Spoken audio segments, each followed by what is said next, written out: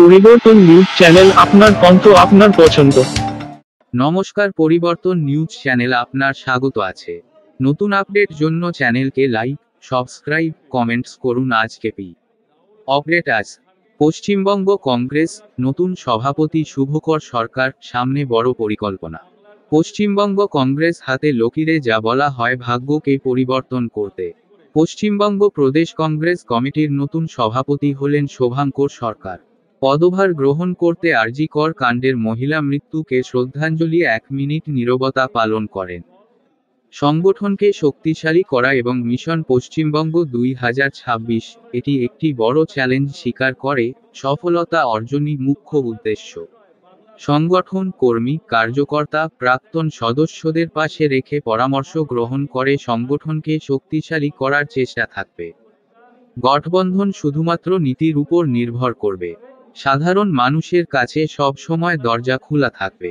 মুখ্য কার্যালয়ে সবার জন্য উন্মুক্ত থাকবে। মুখ্য কার্যালয় বিধান ভবনে কর্মী এবং সদস্যরা অভিনন্দন এবং শুভেচ্ছা জানালেন নবনির্বাচিত সভাপতি শুভঙ্কর সরকারকে। ছাত্র রাজনীতি থেকে উঠে এসে আজ শীর্ষ নেতারা তাকে আশীর্বাদ দিয়ে নিযুক্ত করলেন। প্রতিবাদ, বিক্ষোভ, আন্দোলন চলতে থাকবে। কেন্দ্র এবং রাজ্য দুই দল আলাদা হলেও শাসক নীতি এক। নতুন সভাপতি মেদিনীপুরের বাসিন্দা। জেলার জন্য বন্যা পরিস্থিতি নিয়ন্ত্রণে স্বাভাবিক হওয়া কামনা করেন। নতুন সভাপতিকে প্রাক্তনীরা ম্যাগাজিক দেখতে চান। ধন্যবাদ ভিডিওটি দেখার জন্য। আমাদের চ্যানেলটি সাবস্ক্রাইব করতে ভুলবেন না। আব্দুর রহমান মোল্লা, প্রদেশ কংগ্রেসের প্রাক্তন সম্পাদক। বাংলার কংগ্রেস কর্মীরা আজকে অক্সিজেন পেয়েছে। রাহুল গান্ধী এবং খার্গেজিকে বাংলার কংগ্রেস কর্মীরা সর্বপ্রথম ধন্যবাদ জানাচ্ছে। যোগ্য নেতৃত্ব বাংলার কংগ্রেস কর্মীরা পেয়েছে, যে ছাত্র পরিষদ থেকে রাজনীতি করে মনিকার চৌধুরী, বীরঞ্জন দাসমুন্সী, প্রয়াত সৌমেন মিত্রদের হাত ধরে এবং বর্তমান প্রদীপ ভট্টাচার্যের সঙ্গ থেকে যে রাজনীতিটা শিখেছে, সেই রাজনীতির ফল আশা করি শুভঙ্কর কাছ থেকে আগামী দিনে আমরা পাবো এবং বাংলার কংগ্রেস আগামী দিনে মাথা করে দাঁড়াবে। এবং এটাও সত্য, শুধু বাংলার কংগ্রেস নয়, বাংলার বুদ্ধিজীবী, বাংলার সাধারণ মানুষ আজ একটা যোগ্য নেতা খুঁজছিল, যা রাহুল গান্ধী এবং খার্গেজি পশ্চিম বাংলাতে একটা যোগ্য নেতা শুভঙ্কর সরকারকে প্রদেশ কংগ্রেস সভাপতি হিসাবে আমাদেরকে পাঠিয়েছে। আশা করি বাংলার মানুষের আত্মা হিসাবে, সুন্দরকে সাথী হিসাবে শুভঙ্কর সরকার আগামী দিনে কংগ্রেসকে পশ্চিমবাংলাকে নতুন করে প্রতিষ্ঠিত করবে। কর্মী সংগঠন শুভঙ্কর সরকার যে কংগ্রেস বাংলায় গঠিত হবে, আগামী দিনে বাংলার কংগ্রেস বাংলার মাটিতে বাংলার মানুষের কাছে একটা ফ্যাক্টর হয়ে দাঁড়াবে, যার সুফল আমরা আগামী 2026-এ সেই সুফল আমরা ঘরে তুলতে পারবো। শুভঙ্কর সরকার নিজে একজন ম্যাজিস্ট্রিয়ান।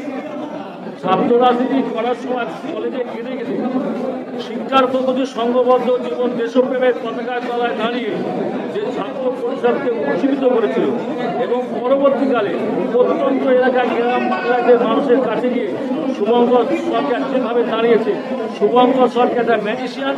বাংলার কংগ্রেস দেখবেন আগামী 2 বছরের মধ্যে বাংলার কংগ্রেস পশ্চিমবাংলার প্রথম স্থান অধিকার করবে, এই আশা রাখছি। দেশের প্রত্যেকটি কার্যালয়ে সারা বাংলায় আমাদের 23টি অ্যাডমিনিস্ট্রেটিভ ডিস্ট্রিক্ট, কিন্তু আমাদের সাংগঠনিক যে জেলা, সেই জেলা 29। এই নেতৃবর্গদের সঙ্গে আমি কথা বলবো, আমাদের ব্লক সভাপতিদের সঙ্গে কথা বলবো, র্যাঙ্ক এন্ড ফাইল কংগ্রেসের যারা আছেন তাদের সঙ্গে কথা বলবো। আমার এইটুকু মনে হয়েছে, পশ্চিমবাংলার মানুষ কংগ্রেসকে চান। তার কারণ কংগ্রেসই সৃষ্টি করতে পারে। কংগ্রেসী মানুষের কথা বলছে, জন্মলগ্ন থেকে যখন সংবিধান হয়নি তখন থেকে, এতগুলো রাজনৈতিক দল হয়নি তখন থেকে কংগ্রেস মানুষের জন্য কথা বলছে। তো স্বাভাবিকভাবে বাংলার মানুষের মনে মান অভিমান কংগ্রেসের, কিন্তু বিভিন্ন রাজনৈতিক পরিস্থিতি এবং বাইনারি পলিটিক্স আর এই মিশ্রণের কারণে এবং যে আজকে বিপদের সুযোগে কংগ্রেসকে ছাপিয়ে অনেক বার্তা মানুষের কাছে, মানুষকে ভুল বোঝাবার, আকর্ষিত করার জন্য পৌঁছেছে। নদী পেরিয়ে বরুণহাটের কাছে আপনারাই পৌঁছতে পারেন।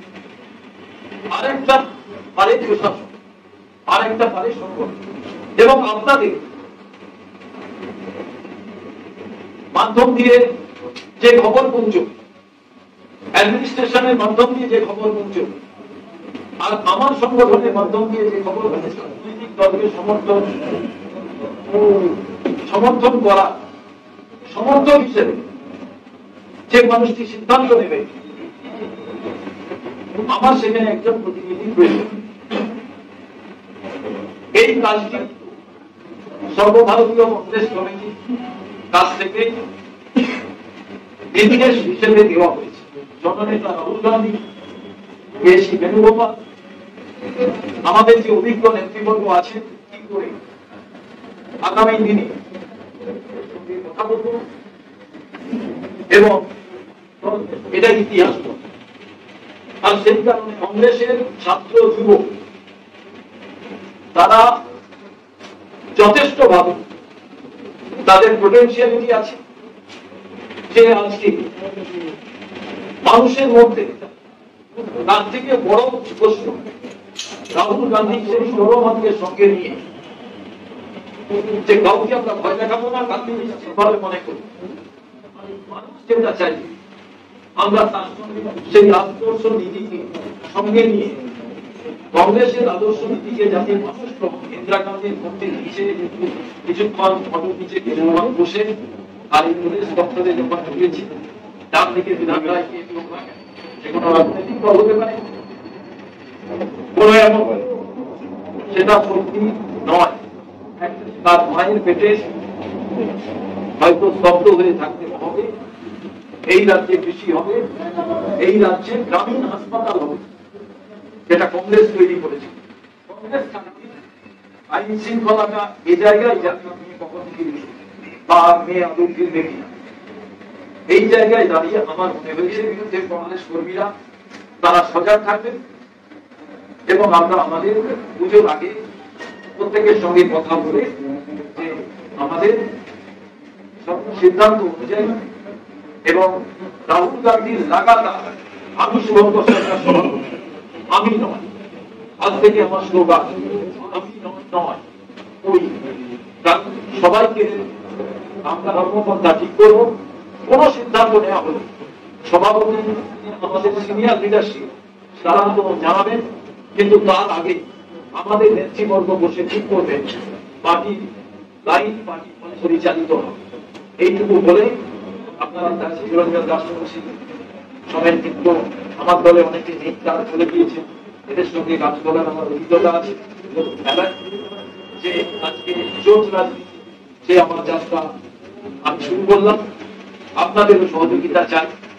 তার কারণ আপনারা আপনাদের সহযোগিতা প্রত্যেকটি কোনায় পাবো। আগেই আমি বলেছিলাম, একটি হলো আপনারা, আরেকটি হলো সংগঠন দলে, আরেকটি হলো অ্যাডমিনিস্ট্রেশন। অতএব আমার সংগঠন, সেই সংগঠন দুর্বল, তাকে শক্তিশালী করতে হবে। এবার বাকি থাকলো আপনারা।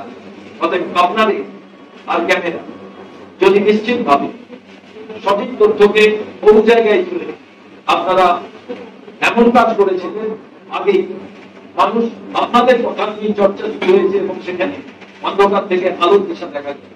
এই কাজটা পশ্চিমবঙ্গের স্বাস্থ্য ক্ষেত্রে হেলথে ঠিক একই ভাবে এখন তেলেঙ্গানাতে কিন্তু মধ্যপ্রদেশের এই ঘটনা মানে সারা বাংলা জুড়ে আপনারা যা চিত্র দেখছেন। আমি যেহেতু অনেক কারণে যুক্ত, কয়েকদিন আগে উড়িষ্যায় থানার ভেতরে অত্যাচার করা, তার বিধানসভা কেন্দ্রে দিনের বেলায় অত্যাচার করছে, অন্য লোকেরা ফটো তুলে চলে যাচ্ছে। অতএব এটাও একটা সামাজিক ব্যাধি। তাকে যেটা বলেছি তার বাইরে বলব, এমন সুরক্ষা কবচ নিয়ে আসার প্রয়োজন যে মহিলারা যখন সেনাবাহিনীতে কাজ করার সুযোগ পাচ্ছে, মহিলারা যখন ফরেস্টের অফিসে কাজ করার সুযোগ পাচ্ছে, যে কলকাতা অন্যায়ের বিরুদ্ধে দেখি, উন্নয়নে দেখি, উড়িষ্যাতে দেখিনি, মধ্যপ্রদেশে দেখিনি, তাই কলকাতার আরেকবার আমি অভিনন্দন দলের নেতৃবর্গ এবং তাদের সঙ্গে আমাদের জেলা কংগ্রেস, ব্লক কংগ্রেস তাদের কি মত একত্রিত করে আমরা আলোচনা করে আমাদের যে সিদ্ধান্ত হবে সেই সিদ্ধান্ত নিশ্চিতভাবে তারও শরিক আমি ছিলাম।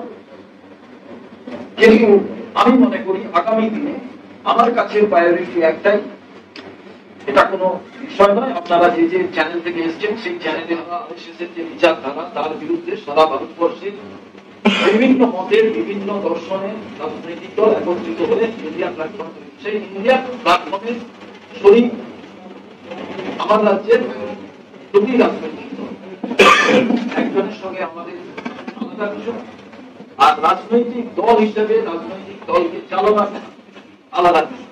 এখন আমি সভাপতি হিসেবে আমি একজন ড্রাইভার হিসেবে, একজন পাইলট হিসেবে আমার ফার্স্ট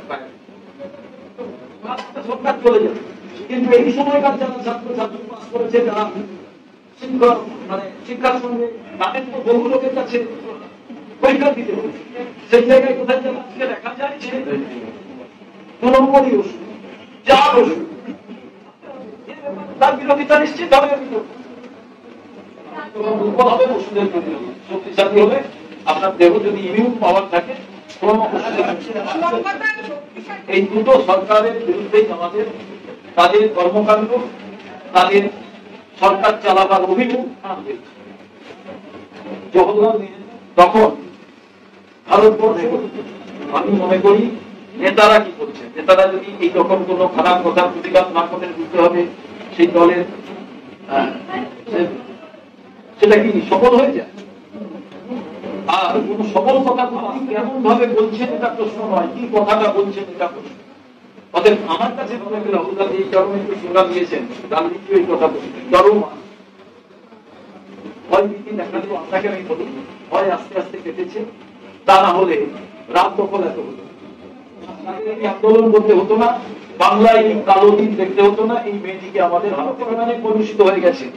আমাদের ম্যাডাম বললেন একজন এমএলএ বাজার দেখানো উচিত, কিন্তু এই দেখানো লোকটা এই জায়গায় নয়, সমাজের যে কোনো প্রফেশনে এই জায়গাটা তৈরি হয়েছে। অধীর চৌধুরীর নেতৃত্বে 2016 সাল বিরোধী দল কংগ্রেস 42% ভোট ছিল, অধীর চৌধুরী সভাপতি ছিলেন। সংগঠনের নিয়ম অনুযায়ী 5 বছর অন্তর একটু আগে আমি বলেছিলাম যে কোনো কোনো জায়গায় কিছু কিছু ভোট ত্রুটি বলতে থাকে, এটা স্বাভাবিক যখন সচল কোনো ব্যবস্থা। এই জন্যই কিন্তু আবার আমি বলছি রাহুল গান্ধী এই কথা বলেছেন, জনমা এই যে ভদ্রমহিলা এসে 10 জনের নাম লিখেছেন, আপনাদের কাছে আমি বলছি এই আবেদনটুকুই করব, বাংলার মহিলাদের সুরক্ষার বিষয় আপনি একজন কোথাও আঘাতপ্রাপ্ত হয়ে না ঘুরে চলে আসেন।